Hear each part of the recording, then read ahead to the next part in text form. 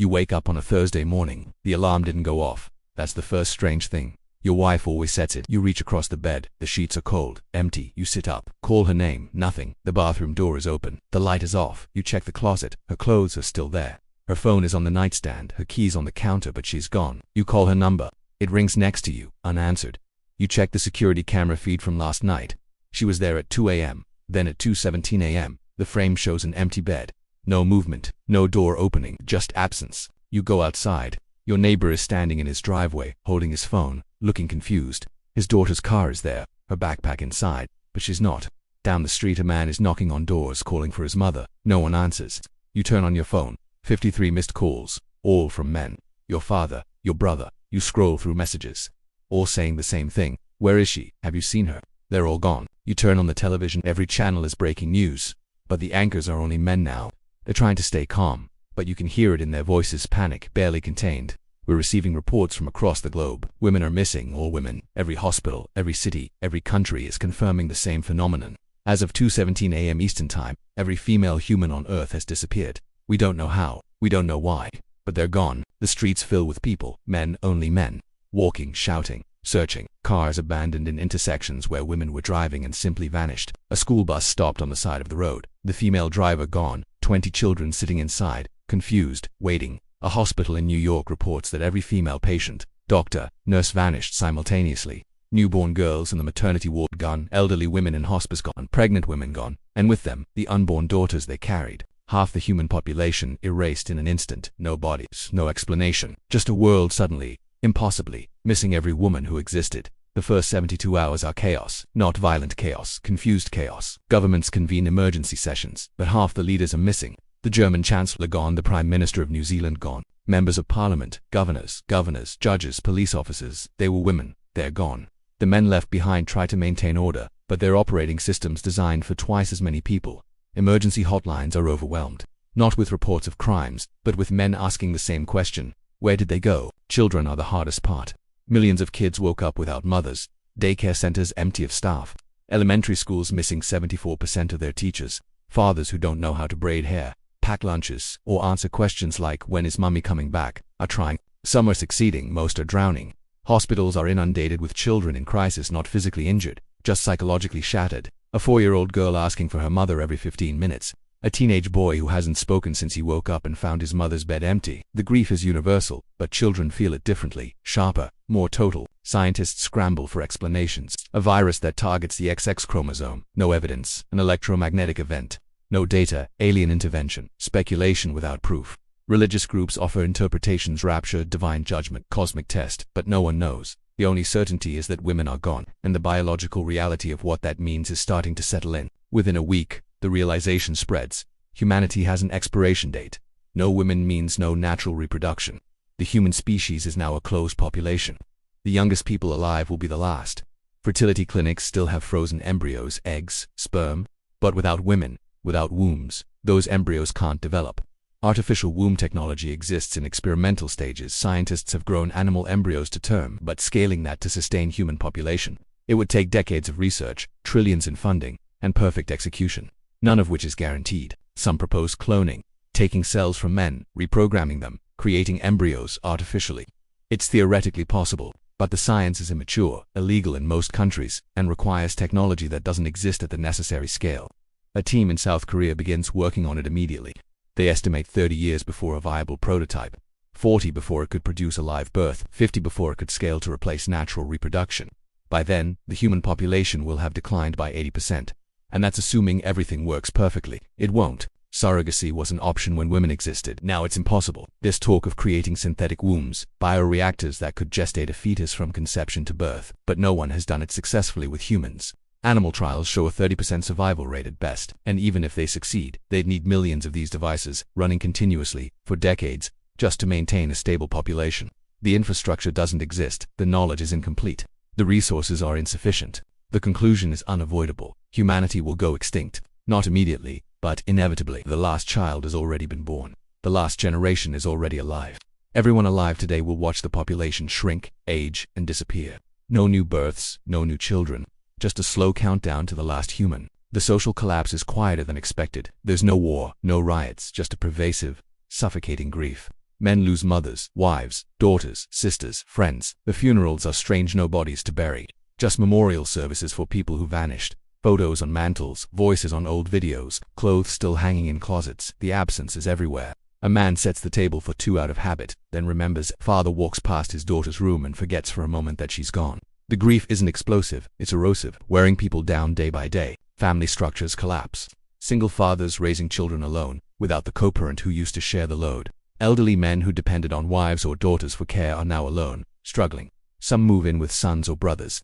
Others are placed in care facilities that are understaffed and overwhelmed. The social systems that depended on women mothers, teachers, nurses, caregivers are failing. Not because men can't do those jobs, but because 70% of caregivers were women, and you can't replace 70% of any workforce overnight. Education crumbles. Elementary schools close. There aren't enough male teachers to fill the gaps. High schools struggle. Universities continue, but enrollment drops. Why study for a future that doesn't exist? Why get a degree when humanity has 50 years left? Students stop showing up. Professors keep lecturing to empty rooms out of habit, then stop. The pursuit of knowledge, always future-oriented, becomes pointless when there's no future. Healthcare systems collapse next.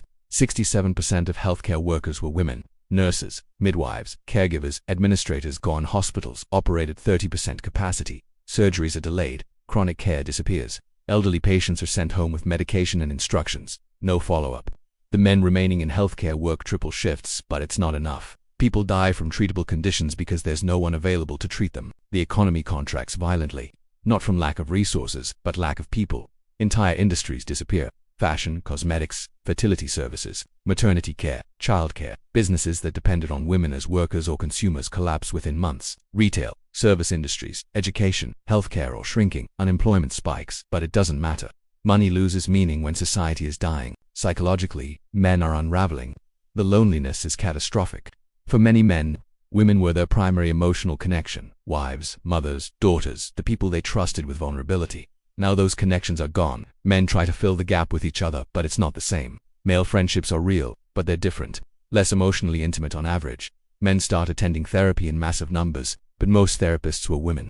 The ones remaining are overwhelmed. Suicide rates spike. Not immediately, but steadily, month after month. Men choosing to exit rather than live in a world without the women they loved. It's not weakness, it's math. When the future disappears, when the people you lived for are gone, when every day is just a reminder of absence and people choose to stop, the numbers are staggering but underreported. Governments stop publishing suicide statistics because they're too demoralizing. Culture begins to hollow. Art still exists, but it's different. Paintings of women from memory, songs about loss, films depicting a world that no longer exists. Museums become pilgrimage sites. People stand in front of portraits of women, staring, trying to remember. The Mona Lisa attracts millions, not for its artistic value because she's a woman, and women are gone. Fashion dies. Not immediately, but gradually. Why design clothes no one will wear? Why create beauty for a world that's ending? Designers continue for a while, creating collections for an absent audience. Then they stop. Stores close, runways go dark. The industry that celebrated and commodified femininity has no purpose anymore. Language shifts. People stop saying "when I have kids" and start saying "if humanity survives." Pronouns change. She and her become past tense. Historical. Children growing up now will only use those words for people who no longer exist. The future tense disappears from conversation. Why talk about tomorrow when tomorrow is just one day closer to extinction? Love and intimacy die differently. Romantic relationships between men and women impossible now. Gay men still have each other, but the majority of men were straight. They're now living in a world where romantic love, as they understood it, is extinct. Some adapt, form deep friendships, find meaning in brotherhood. Others isolate, stop trying. The human drive for connection remains, but the outlets are gone. 10 years pass, the world is quieter. The youngest people are now 10 years old. They don't remember a world with women except through stories and videos.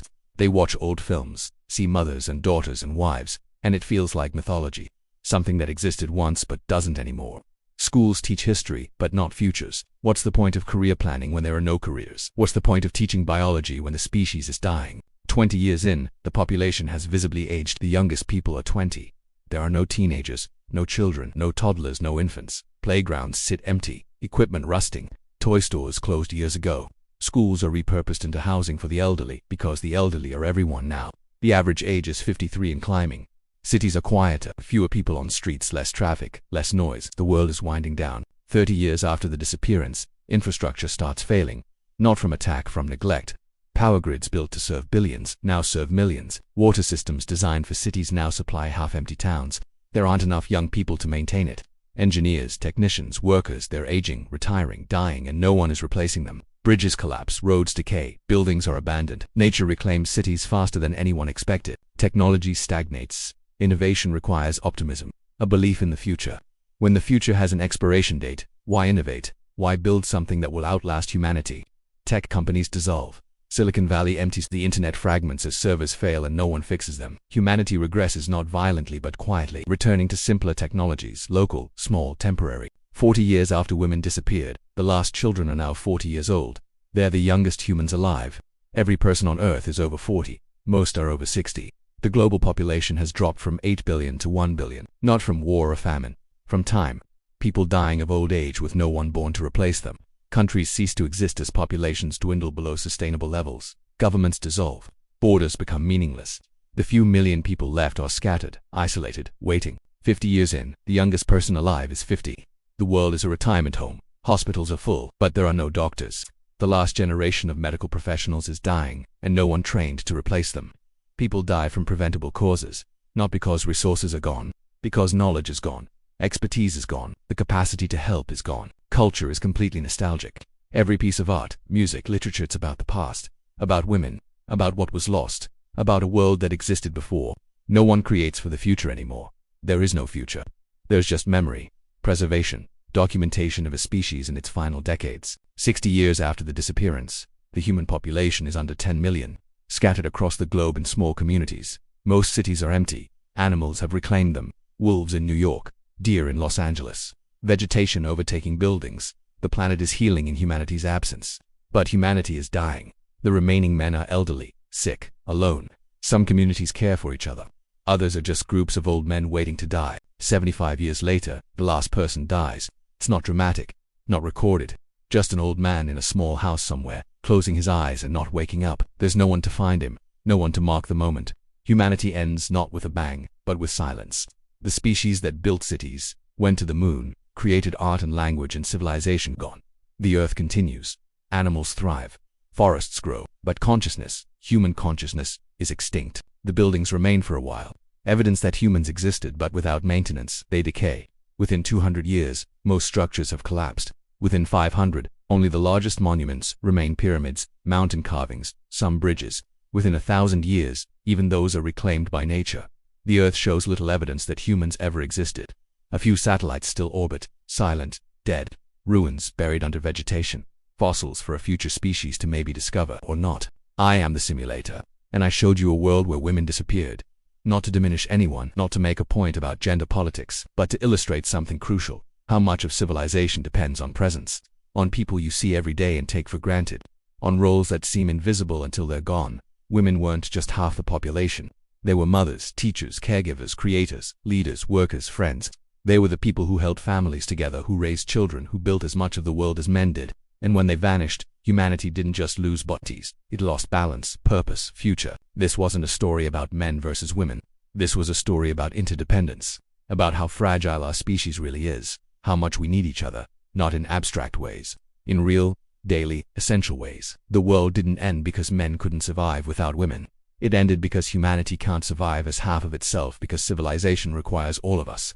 And when you remove any essential piece, the whole structure collapses. If tomorrow, the people you love, the people who make your world work, the people you don't even notice because they're always there, if they disappeared, what would be left? Not just for you, for everyone, for civilization, for the future. Would we survive, or would we discover, too late, that the things we took for granted were the things holding everything together? Think about that. Sit with it. And maybe, when this video ends, look at the people in your life differently. Not because they might disappear, but because they're here. And that matters more than we admit.